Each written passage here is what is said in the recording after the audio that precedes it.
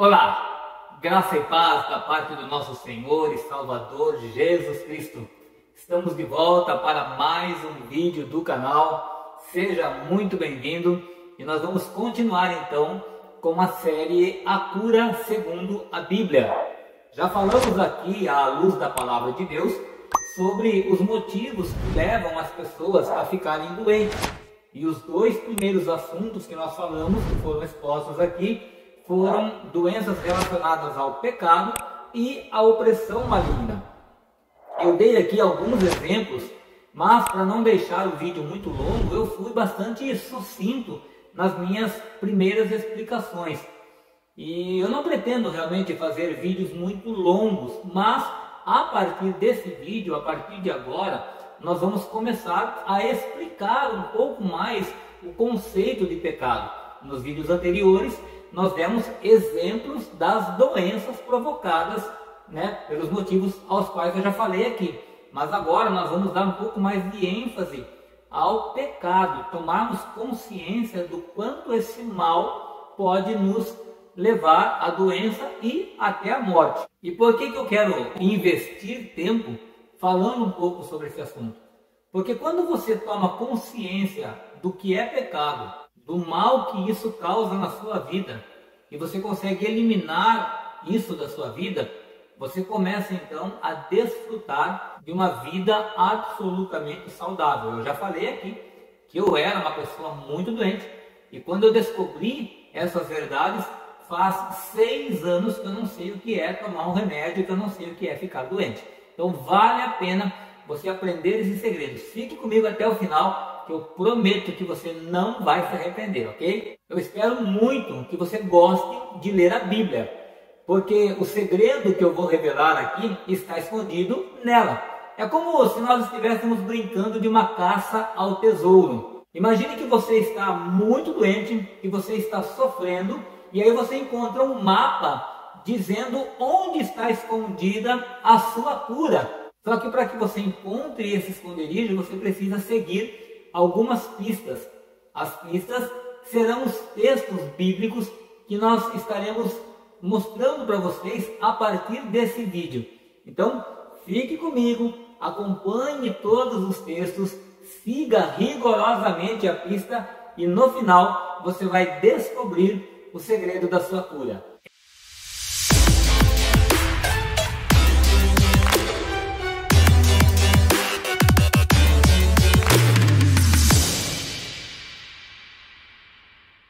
Então, vamos começar. Para entendermos por que o nosso corpo fica doente por causa do pecado, primeiro precisamos entender o que é pecado. De acordo com o dicionário, pecado é um termo muito comum utilizado no contexto religioso e divino. Porém, também é uma palavra aplicada numa situação em que uma pessoa deliberadamente transgride uma lei moral. Cada cultura tem sua própria interpretação do que significa cometer pecado ou transgredir a lei. Veja que aqui foram colocadas 3 importantes áreas e você não pode ignorar isso. Aqui foram falados de violação das leis religiosas, violação das leis divinas e violação das leis morais. Dentro do contexto religioso, o que se pode perceber é que hoje no mundo há milhares de religiões e, portanto, o que para alguns pode ser pecado, para outros pode ser algo absolutamente normal. É por causa disso que às vezes a gente ouve alguém dizendo: eu não posso fazer isso porque a minha religião não permite. Veja, não é Deus e não é a lei, ele está dizendo: a minha religião não permite. Alguns exemplos disso: existem religiões que é proibido trabalhar de sábado, enquanto que para a maioria das pessoas trabalhar de sábado é algo absolutamente normal. Tem a religião que proíbe. Tem uma outra religião que proíbe, por exemplo, a prática de doar sangue ou de transfusão de sangue, o que para muitos é algo até importante, é algo normal. Para outros a religião não permite. E tudo isso por quê? Porque cada um interpreta a Bíblia de uma forma diferente, ok? Agora, quando eu falo de transgressão da lei moral, também é complicado falar um pouco sobre isso, porque vai variar muito de país para país, de cultura para cultura. Por exemplo, um assunto bastante polêmico é a bigamia. No Brasil, bigamia é crime. Porém, na África do Sul, que é um país onde tem uma das constituições mais liberais do mundo, é permitido o casamento entre pessoas do mesmo sexo e é permitido, inclusive, a poligamia para os homens. Então veja que interessante, aqui no Brasil é crime, a bigamia. Na África do Sul é uma prática absolutamente normal dentro do conceito da lei moral daquele país. Agora, quando tratamos de assuntos divinos, aí fica mais complicado ainda. Por quê? Porque também vai variar de acordo com o país, de acordo com a nação e de acordo com a fé de cada um, de acordo com a religião de cada um. Há países, por exemplo, que não acreditam no Deus criador dos céus e da terra. Tem países onde o Deus é uma vaca, é o sol, é a lua, enfim, cada um tem o seu Deus. Então, para que não haja confusão do meu ponto de vista, para que não haja confusão das informações que eu vou colocar nesse vídeo, eu quero deixar bem claro aqui então que o meu estudo está baseado na minha fé, naquilo que eu acredito. Eu vou concentrar o meu estudo baseado na legislação brasileira e vou também adotar no meu estudo a religião cristã evangélica, que é a qual eu pertenço. Eu terei como base a Bíblia, que eu considero sagrada. Por que eu considero a Bíblia sagrada? Porque eu acredito que todo o seu conteúdo foi inspirado por Deus. Qual Deus? O Deus que, na minha fé, é o Criador dos céus e da terra, único e verdadeiro Deus, Pai do meu Senhor e Salvador Jesus Cristo, um Deus que desceu do céu, se fez carne, morreu na cruz para perdoar os meus pecados.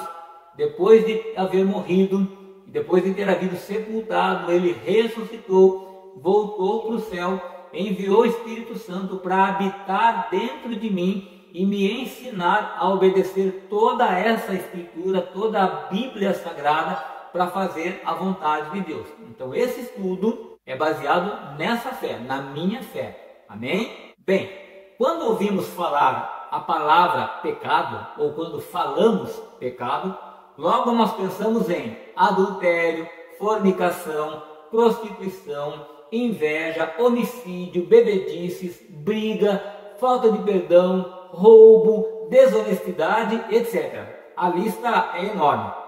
Realmente, quem comete essas coisas não só transgride as leis religiosas ou divinas, como também transgride as leis morais. Os ensinamentos sobre o pecado é bastante exaustivo na Bíblia, tanto no Antigo como no Novo Testamento. Partindo desse princípio, eu considerarei aqui que pecado é tudo aquilo que transgride a lei de Deus, ou seja, a Bíblia, a palavra de Deus, e que é contrário ao caráter de Deus. Desse modo, o homem peca de duas formas.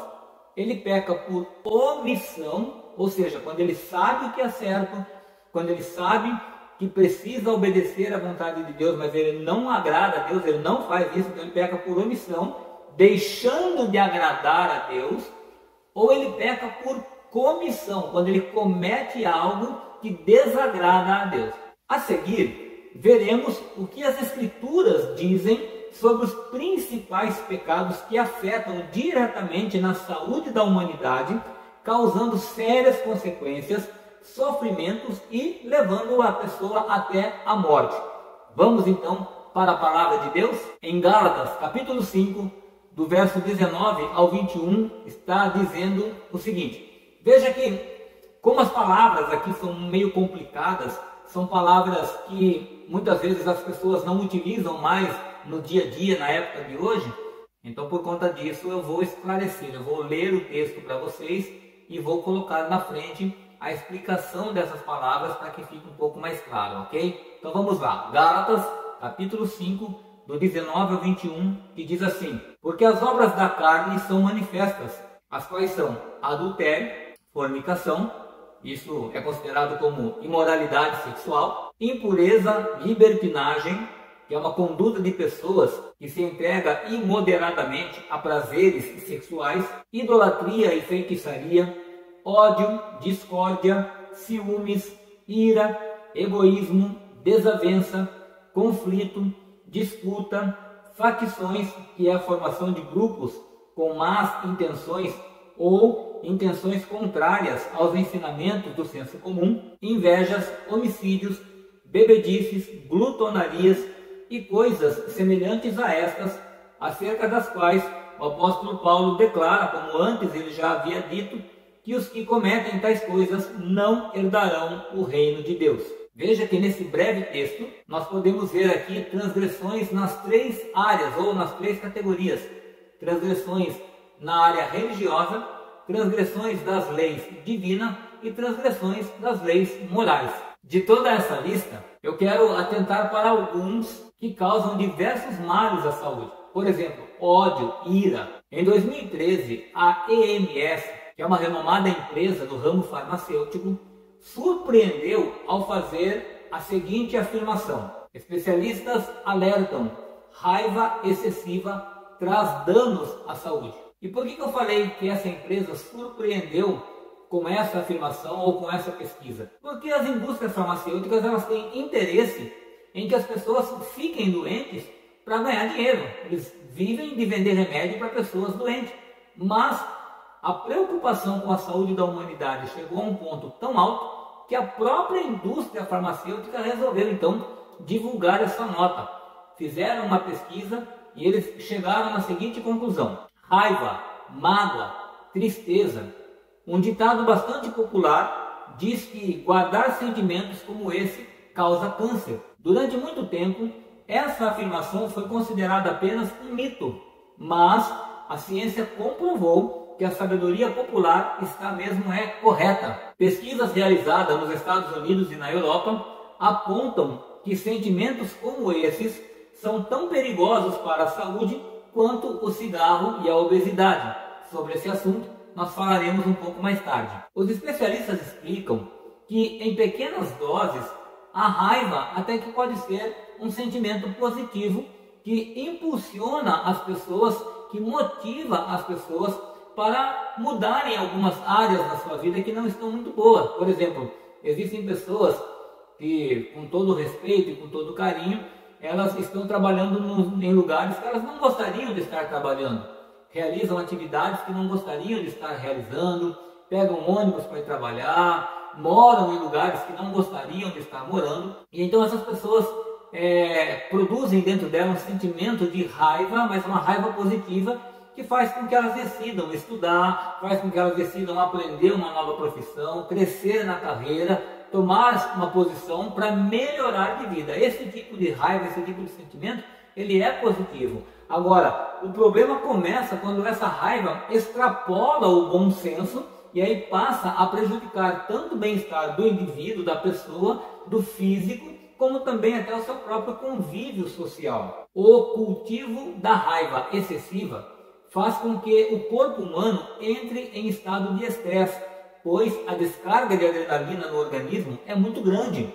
O sentimento pode causar alterações fisiológicas, como o aumento da pressão e dos batimentos cardíacos, tonturas, vertigens, tremores, inquietação e até insônia. Mas a lista de problemas não para por aí. O quadro de raiva excessiva pode acarretar cansaço físico excessivo, falta de memória, problemas gastrointestinais, e aí entenda-se que isso pode até levar a câncer, e em casos mais graves ela pode levar a um infarto cardíaco ou a um acidente vascular cerebral, ou AVC, problemas que são considerados graves pela medicina. Agora a pergunta é: como é que eu cultivo a raiva? Como é que eu faço a raiva permanecer ou crescer dentro de mim, principalmente essa raiva negativa? Não perdoando, desejando vingança o tempo todo, falando mal, relembrando as ofensas, desejando o mal àquele que me ofendeu, sentindo inveja, sentindo ciúmes e etc.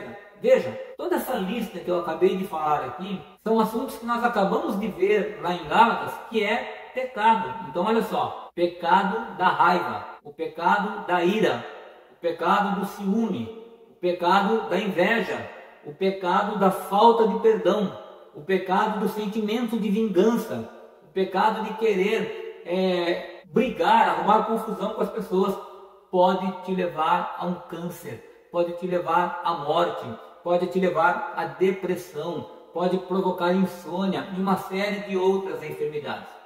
Vamos para outro exemplo? Esse você vai ficar arrepiado. Homicídio e suicídio. Isso mesmo. Nós lemos lá em Gálatas que um dos pecados naquela lista é homicídio.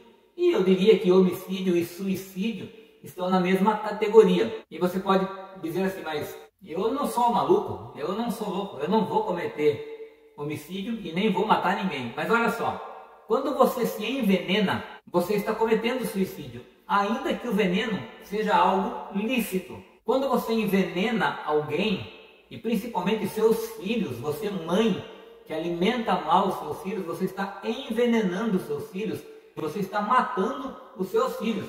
E agora nesse momento você deve estar horrorizado ou horrorizada. Como assim, pastor? Como é que você fala um absurdo desse? Como é que eu estou me matando? Como é que eu estou matando os meus filhos?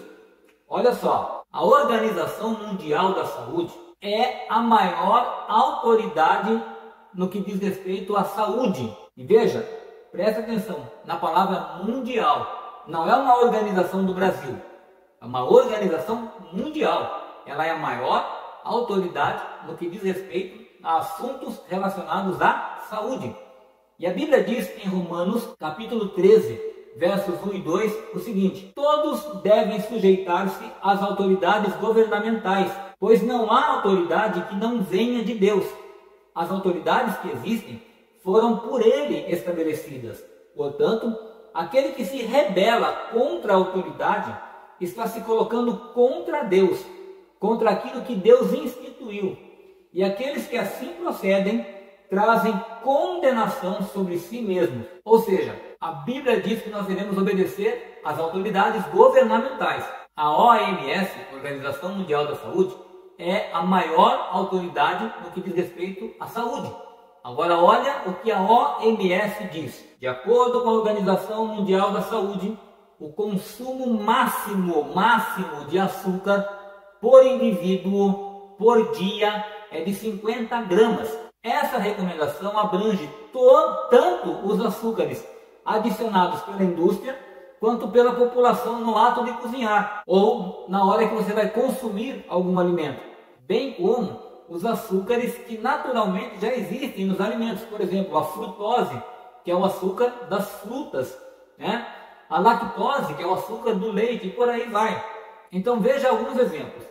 Em fevereiro de 2023, veja, agora, essa notícia é recente, eu estou gravando esse vídeo hoje, dia 9 de junho, 9 do mês 6, ou seja, notícia fresquinha, está dizendo assim, ó, o INCA, Instituto Nacional do Câncer, publicou uma nota dizendo como identificar os açúcares escondidos nos alimentos. Veja, o açúcar é um alimento lícito, não é algo proibido, é lícito. Porém, o INCA fala que o uso excessivo não só provoca, como alimenta o câncer. É uma doença mais assassina do que essa? Se você come açúcar demais, você está se matando.